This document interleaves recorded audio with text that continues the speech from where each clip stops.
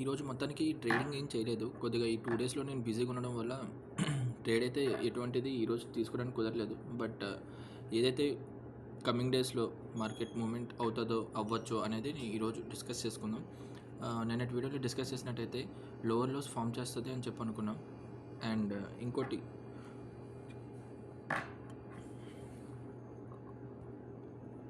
Okay. మీకు ప్రీవియస్‌గా కూడా చెప్పాను. ఇక్కడ ఒక సప్లై అయితే ఉండేది ప్రీవియస్‌గాన. ఆ సప్లైని ఇక్కడ బ్రేక్ చేయకముందు ఈ ఈ క్యాండిల్ చూడండి. ఈ క్యాండిల్ హై ఏదైతే ఉందో దీనికి దానికి జస్ట్ 0.05 తోటి ఇది 249.90 అండ్ అక్కడ ప్రెజెంట్ మార్కెట్ ఉండేది 250కి 250 హై చేసింది. ఇది ఈ పర్టికులర్ క్యాండిల్ చూడండి 250 హై చేసింది. సో ఆల్రెడీ ఆ పైన ఉండే లిక్విడిటీ తీసేసుకుంది. స్వింగ్లో ఏదైతే లిక్విడిటీ ఉందో హైయర్ టైం ఫ్రేమ్లో ఏదైతే ఈ పర్టికులర్ స్వింగ్ ఉందో లోవర్ హై అని మెన్షన్ చేశాను. ఇక్కడ ఆల్రెడీ అది లిక్విడిటీ తీసేసుకుంది. లిక్విడిటీ తీసుకున్నాక ఎక్కడి నుంచి పడుతుంది? ఇక్కడ పైన ఇంకేమైనా ఉందా? దీనిపైన సప్లై ఉంటే ఏం లేదు. ఇక్కడ ఫేర్ వాల్యూ గ్యాప్ ఉంది. ఫేర్ వాల్యూ గ్యాప్ ఎప్పుడు ఏం చేస్తుంది? జస్ట్ ఇండ్యూస్ మాత్రమే చేస్తుంది. సో నేను ఇది ఈరోజు కొత్తగా నేర్చుకునేది ఏంటంటే, ప్రతిరోజు మార్కెట్లో ఏదో కొత్తగా నేర్చుకుంటాం. అండ్ పర్టికులర్గా నేను ఇందులో నేర్చుకునేది ఏంటంటే, మార్కెట్ ఎక్కడి నుంచి ఫాలో అవ్వట్లేదు, ఒక ఫేర్ వాల్యూ గ్యాప్ నుంచి పడుతుంది. బట్ మనకి ఏంటంటే ఇది కంప్లీట్గా ఒక సప్లై జోన్లో ఉన్న ఫెయిర్ వాల్యూ గ్యాప్ నుంచి జస్ట్ లిక్విడిటీ మాత్రమే కలెక్ట్ చేసుకుంటుంది. సో బయర్స్ లిక్విడిటీ మీరు చూసినట్టయితే ఇదంతా ట్రెండ్ అండ్ లిక్విడిటీ, ఇదంతా లిక్విడిటీ ఫామ్ చేసింది. సో ఆల్రెడీ సెల్లర్స్ లిక్విడిటీ ఇందులో తీసుకునేటప్పుడు బయర్స్ లిక్విడిటీ ఎప్పుడు తీసుకోలేదు. సప్లైలో వెళ్ళింది అండ్ ఫెయిర్ వాల్యూ గ్యాప్ నుంచి ఫాలో అయిన తర్వాత మనది ఈ డిమాండ్కి వచ్చి ట్యాప్ అవ్వలేదు కదా. సో నేనే అనుకున్నానంటే మళ్ళీ పైకి వెళ్ళి అక్కడి నుంచి ఖచ్చితంగా ఈ అంటే ఇక్కడ డిమాండ్ ఏదైతే పెట్టుకున్నానో ఇక్కడ ఖచ్చితంగా హోల్డ్ అయ్యి ఇక్కడ నుంచి మళ్ళీ పుల్ బ్యాక్ స్టార్ట్ అవుతుంది అనుకున్నా. బట్ ఇక్కడికి వచ్చింది కదా, ఈ ఫేర్ వాల్యూ గ్యాప్ నుంచి పడినప్పుడు దాని టార్గెట్ ఏముంటుంది? ఏమైనా డిమాండ్కి వెళ్ళి ట్యాప్ అవ్వాలా? ఇక్కడ ఏదైనా సప్లై ఉంటే ఆ సప్లైలో కానీ ట్యాప్ అయిన తర్వాత పడితే అప్పుడు ఒక డిమాండ్కి వెళ్ళాలి. బట్ ఇక్కడ ఎటువంటి సప్లై లేకుండా ఫేర్ వాల్యూ గ్యాప్ నుంచి పడుతుంది. సో పడుతున్నప్పుడు దాని టార్గెట్ ఏముంటుంది? ఏం లేదు. సో అది ఎక్కడి నుంచైనా మూమెంట్ స్టార్ట్ అవ్వచ్చు. ఇప్పుడు ఇది 15 మినిట్స్ టైం ఫ్రేమ్లో నేను ఒక లెగ్ నుంచి చూస్తున్నాను. అండ్ మీరు ఇక్కడ నుంచి చూస్తే ఫిబ్ లెవెల్స్ పెట్టుకుంటే ఇది మన ప్రీవియస్ హయ్యర్లో అక్కడి నుంచి హయ్యర్ అయ్యే వరకు పెట్టుకున్నా అది మన డిస్కౌంట్ లెవెల్ ఉంది. డిస్కౌంట్ లెవెల్ నుంచి కూడా వెళ్ళిపోవచ్చు కదా, ఎక్కడి నుంచైనా వెళ్ళొచ్చు. సో దానికి ఎటువంటి టార్గెట్ లేదు, ఎలాగైనా వెళ్ళిపోవచ్చు.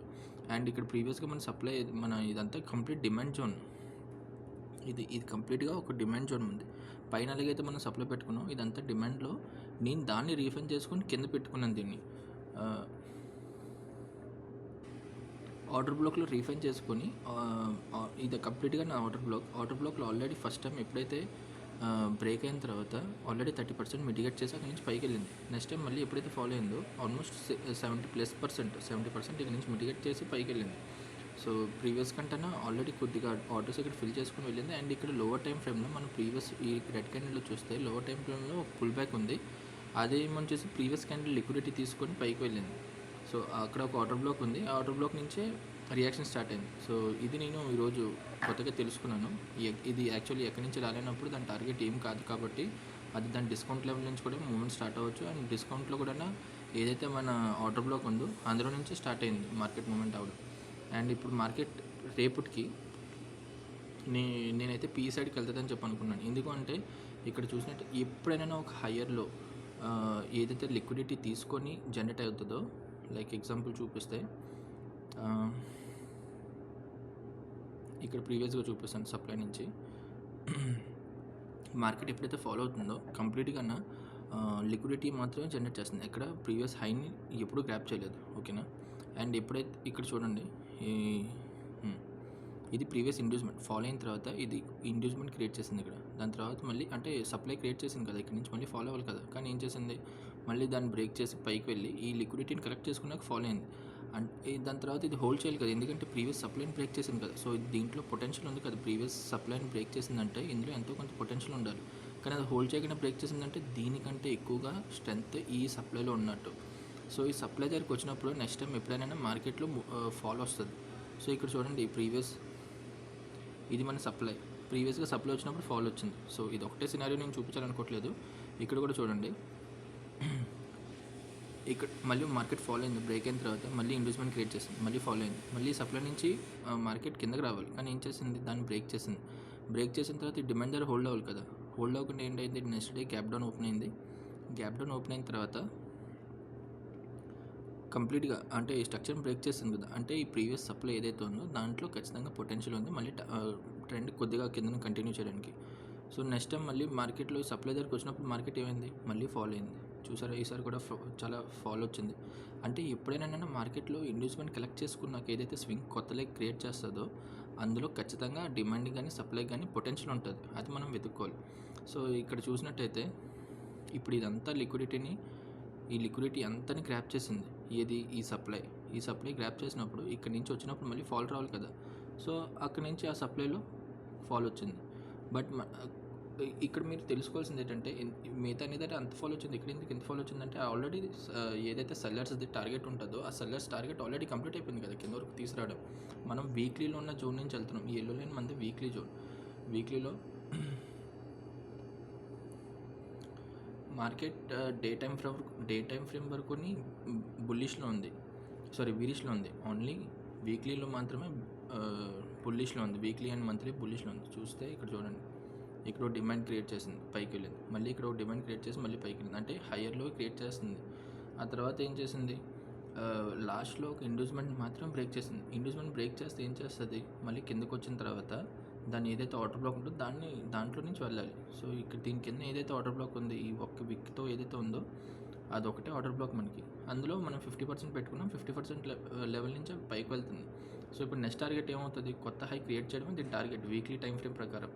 మనం ఏంటి లోవర్ టైమ్ ఫ్రేమ్ నుంచి వెళ్తున్నాం కాబట్టి లోవర్ టైమ్ ఫ్రేమ్‌లో మనం ట్రేడ్ చేయాలి కాబట్టి కరెంట్ టైమ్ ఫ్రేమ్ ప్రకారం మనం ఇప్పుడు వీక్లీ హయ్యర్ టైమ్ ఫ్రేమ్ ప్రకారం మనం బుల్లిష్. బట్ దీనికంటే ముందు డే టైమ్ ఫ్రేమ్‌లో మనం బుల్లిష్ అవ్వాలి అంటే నేను ఈ లెవెల్ బ్రేక్ అవ్వాలని చెప్పి అనుకున్నాను. బట్ 1 అవర్ అండ్ 15 మినిట్స్ మనది ఏంటి బుల్లిష్‌లోనే ఉంది. అండ్ ఇప్పుడు రేపటికి నేనేమనుకున్నానంటే ఆల్రెడీ ఇది 15 మినిట్స్‌లో మీరు ఇక్కడ చూసినట్టయితే సేమ్ ఇక్కడ నాకు డిమాండ్ క్రియేట్ చేసింది. ఆ డిమాండ్ క్రియేట్ చేసిన తర్వాత దాని నుంచి స్ట్రక్చర్ మళ్ళీ పైకి వెళ్ళాలి కదా! అంటే ఇక్కడ చూడండి, ఇక్కడ లిక్విడిటీ ఉంది. హోల్డ్ చేసింది. ఈ సప్లైని బ్రేక్ చేసింది. బ్రేక్ చేసిన తర్వాత మళ్ళీ కిందకి వచ్చి డిమాండ్ బ్రేక్ చేయలేదు. మళ్ళీ ఇంకో పైన హయ్యర్‌లో క్రియేట్ చేసింది. ఇదొక హయ్యర్‌లో మళ్ళీ ఇంకో హయ్యర్‌లో క్రియేట్ చేయడానికి పైకి వెళ్తుంది. ఇక్కడ స్ట్రక్చర్ బుల్లిష్‌లో ఫామ్ అవుతూ దాని తర్వాత ఏదైతే డిమాండ్ ఎక్కడి నుంచి అయితే స్టార్ట్ అయిందో దాన్ని బ్రేక్ చేసింది. బ్రేక్ చేసిన తర్వాత ఈ కంప్లీట్ జోన్ అంతా ఇక్కడ నుంచి ఇది కంప్లీట్‌గా మనకి ఒక సప్లై. ఆ సప్లైలో రీఫైన్ వర్షన్ నేను ఎతుక్కున్నాను. ఇందులో ఈ పర్టికులర్ లెవెల్ ఓకే. అండ్ ఇది కంప్లీట్గా ఒక డే టైమ్ ఫ్రేమ్ది మన సప్లై. సో, అందులో రీఫైన్ వర్షన్లో ఇక్కడి నుంచి కూడా మార్కెట్ ఫాలో అవ్వచ్చు. అండ్ ఇప్పుడు ప్రజెంట్ మార్కెట్ ఇక్కడి నుంచి ఫాలో అయిన తర్వాత ప్రీవియస్ క్యాండిల్ లోన్ బ్రేక్ చేసింది. సో, నేను ఇక్కడ ఏమనుకున్నానంటే రేపు morning in case negative flat opening అయిందంటే ఇక్కడ ఉన్న లిక్విడిటీ ఏదైతే ఉందో దీన్ని అంతా కలెక్ట్ చేసుకొని ఆపరేటర్ లాస్ అయితే ఇంకా ఇప్పటికి వచ్చి ఎక్కడి నుంచి కట్ చేయలేదు ఓకేనా. అండ్ ఇది వెళ్ళింది కూడా మనకు ఒక ఆర్డర్ బ్లాక్ నుంచి వెళ్ళింది. బట్ రీఫైన్ వర్షన్ నుంచి వెళ్ళలేదు. సో, నేను మ్యాక్స్ ఏమనుకున్నానంటే ఈ బీరిష్ సైడ్ వెళ్ళాలి అనుకుంటే ఈ ఆర్డర్ బ్లాక్ లైక్ రేపు గ్యాప్ అప్ ఓపెన్ అయినా ఫ్లాట్ గ్యాప్ అప్ ఓపెనింగ్ అయ్యి ఒక 100 పాయింట్స్తో మ్యాక్స్ ఇక్కడ వరకు ఓకే. ఈ 100 పాయింట్స్ లోపలే మనకు సప్లై ఉంది. సో, ఇక్కడ కానీ మనకి చేంజ్ ఆఫ్ రేట్ ఇచ్చినట్టయితే ఇక్కడ నుంచి మళ్ళీ కంటిన్యూ అవ్వచ్చు. ఇన్ కేస్ లేదు డైరెక్ట్గా ఎక్స్ట్రీమ్కే వెళ్ళాలనుకుంటే ఎక్స్ట్రీమ్లో కూడా మనం ఏదైతే హయ్యర్లో ఇక్కడ మెన్షన్ చేశానో ఈ ఎక్స్ట్రీమ్లో కానీ సప్లై కానీ క్రియేట్ చేస్తే నేను కంటిన్యూ చేస్తాను కింద ఉన్న లిక్విడిటీని కలెక్ట్ చేసుకోవడానికి. కింద ఏదైతే లిక్విడిటీ ఏదైతే క్రియేట్ చేసిందో అదంతా కలెక్ట్ చేసుకొని అప్పుడు పైకి వెళ్తుంది. ఆల్రెడీ ఒకసారి ఇక్కడ లిక్విడిటీ మొత్తం కలెక్ట్ చేసేసుకుంది. సో, ఈ హయ్యర్లో ఆల్రెడీ ప్రీవియస్ అన్నిటిని కలెక్ట్ చేసుకొని సప్లై స్ట్రాంగ్ అయిన తర్వాత స్ట్రాంగ్ సప్లైని బ్రేక్ చేసింది. సో, ఫస్ట్ మన డిమాండ్ ఏదైతే టార్గెట్ ఉంటుందో మన ఫస్ట్ డిమాండ్ ఇదే ఉంటుంది. 49,800 ఏదైతే లెవెల్ ఉందో అక్కడి నుంచి మళ్ళీ ట్రెండ్ కంటిన్యూ అవ్వడానికి. సో, ఫాల్ వచ్చినా ఎక్కువ రాదు. ఒక 300-400 పాయింట్స్ రావచ్చు. ఫాల్ వచ్చి లిక్విడిటీ కలెక్ట్ చేసుకోవడానికి ఇన్ కేసు ఇక్కడ నుంచి వచ్చినా ఈ 400-500 పాయింట్స్ కలెక్ట్ చేసుకొని మళ్ళీ పైకి వెళ్తుంది. ఇన్ కేసు రేపు ఈ సప్లై బ్రేక్ చేసి ఎక్స్ట్రీమ్ లెవెల్కి వెళ్ళిందంటే ఎక్స్ట్రా ఇక్కడ నుంచి ఈ 600-800 పాయింట్స్ ఫాలో అవడానికి ఛాన్సెస్ ఉంటాయి. ఇన్ కేసు ఇక్కడ ఎక్స్ట్రీమ్లో ఎక్కడి నుంచైనా ఫాలో అయిందన్నా మన ఫస్ట్ టార్గెట్ ఇదే. సో, ఈ 700-800 పాయింట్స్ ఎంత పైకి వెళ్తే అంత ఫాలో అవడానికి ఎక్కువ ఆప్షన్ ఉన్నాయి. బట్ కంటిన్యూషన్ మాత్రం మనం వీక్లీ టైం ఫ్రేమ్ ప్రకారమే మనం ట్రెండ్ కంటిన్యూ చేసుకుందాం బుల్లిష్ సైడ్కి అంటిల్ ఎప్పటి వరకు ఈ లెవెల్ బ్రేక్ అయ్యే వరకుని. వన్స్ ఈ లెవెల్ బ్రేక్ అయిపోయిందా 50,000 లెవెల్ 50,700 లెవెల్ బ్రేక్ అయిపోయింది అంటే మనం కంప్లీట్గా ఇంకా బుల్లిష్ సైడే వెతుకుదాం. అప్పటి వరకు హయ్యర్ టైం ఫ్రేమ్ ఏదైతే మనం డే టైం ఫ్రేమ్ పెట్టుకున్నామో వీక్లీ అలాగే బుల్లిష్లో ఉంది. డే టైం ఫ్రేమ్ కూడా బుల్లిష్ అయ్యేటట్టుకు మనం వెయిట్ చేద్దాం. ఆ తర్వాత నుంచి కంప్లీట్గా బుల్లిష్ ట్రేడ్స్ వెతకడానికి ట్రై చేద్దాం. ఓకేనా, ఇది నా సెటప్ కంప్లీట్గా వచ్చే ఒక 1-2 డేస్లోనే. రేపటిదైతే ఫ్లాట్గా ఓపెన్ అవ్వాలనుకుంటున్నాను. ఈ సప్లైని మిటిగేట్ చేసి ట్రెండ్ మళ్ళీ ఈ కింద ఉన్న లిక్విడిటీస్ని కలెక్ట్ చేసుకొని దాని తర్వాత ట్రెండ్ కంటిన్యూ చేయడానికి అని చెప్పి. ఫస్ట్ టార్గెట్ అయితే 49,900. ఓకే.